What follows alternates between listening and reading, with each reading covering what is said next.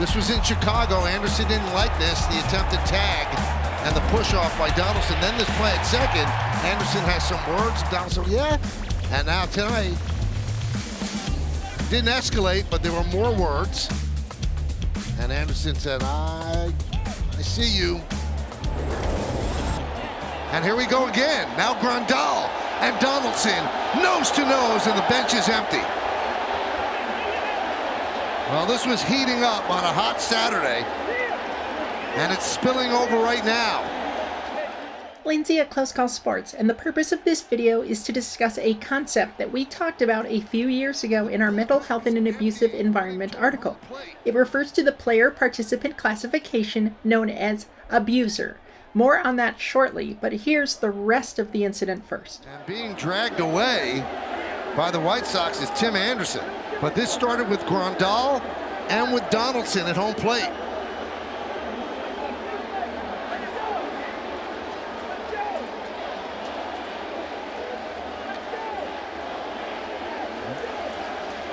Abreu's a big man, and Anderson continues to want to get at Donaldson.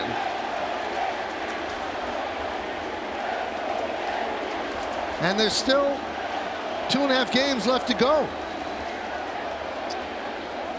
Well, Tim Anderson is the spark plug of the White Sox, and then Grandal is going to stick up for his players that are not involved. You see what happens. You got Aaron Judge laughing, but you know it's not a laughing matter there. The White Sox were struggling. The Yankees have been beating them up, and all of a sudden, you know, they're going to bowl their neck and make something out of it. And if you're Josh Donaldson, you got to figure out, you know, what's going on here.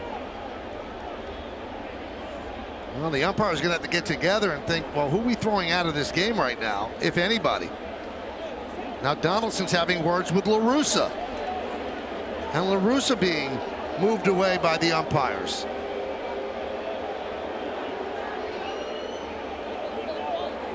And now Anderson is out of the dugout again. And he is still chirping.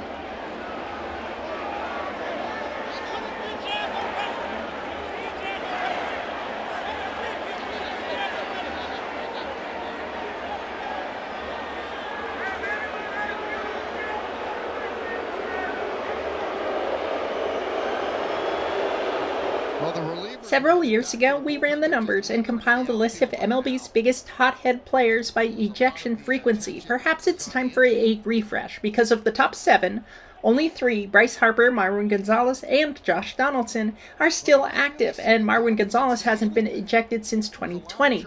Same with Donaldson, quite frankly, but I don't see Marwin Gonzalez getting into, not exactly fights, but less than sportsmanlike situations. And that got him a piece of his jersey. We'll put runners at first and third, and what in the world is he mad about? You know, it's Donaldson barking, and now the bench is empty, and Donaldson throws Diaz to the side, and now here they come. While this video is not a primary Donaldson piece, specifically it is a training element that is meant to simply highlight a player, an example is Donaldson, that for whatever reason seems to provoke controversy, who fits into that odd duality of being both an adversary for umpires. And he sends another home run, 106.6 miles an hour, and oh yeah, Josh Donaldson just kicked dirt as he came across the plate, and Dan Bellino ran him on the way by. He kicked dirt at Dan Bellino, and he got thrown out, and rightfully so. That's ridiculous. Yeah, that's out of the in the file of really dumb things that players do. That's right up there. Donaldson called, and he's out of the game. Donaldson's been ejected, and Eddie and Connoisseur making sure it doesn't turn into something worse. Like a suspension, something like that. There's not enough games left. He was stingy, didn't give many hits. First pitch to Donaldson is in there for a strike. Donaldson thought it was off the plate. I don't think I'd be arguing with the umpire in the 18th inning. He's probably a little bit on edge. Yep. Oh, he threw him out. I'm with you. And the Blue Jays don't have any position players, though. Montero's the only one left. He's the only one. as well as adversarial to not just the other team, but sometimes struggling with their own coaches, as we see here. So Marvin Hudson throws out Josh Donaldson after one pitch here in the 18th. A player who is somehow only one in a handful of ejections in a fight that didn't even start when they were on the field. And there we got a foul second. Bautista picked on the wrong guy as Odor came right at him, and we got the bench is empty of that. There's some pent-up emotion going on out of Globe Life Park. Well, Bautista got the worst of that exchange.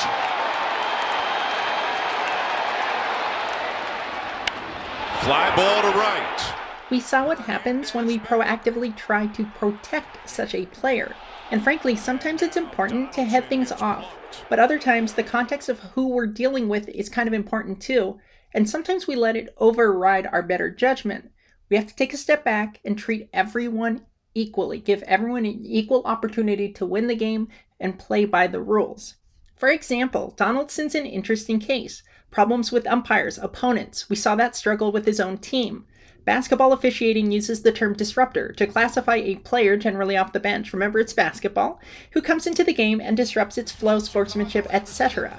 Officiating disruptors is challenging enough, and in baseball perhaps one can surmise a disruptor can be classed as an adversary or abuser, see the article, who not only inserts friction with officials, but with the other team and sometimes their own team.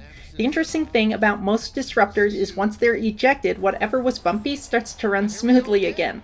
There's a gaslighting component to want to protect them, to be seen as neutral. But also we can't lose sight of the rulebook's duty to both teams equally. So let's not let our zeal and desire to be seen as neutral or unbiased against a problematic player turn into an unfair act against the other team. Take a step back, consider the rulebook, do what's right, not what's easy, and discipline the offenders fairly and equitably.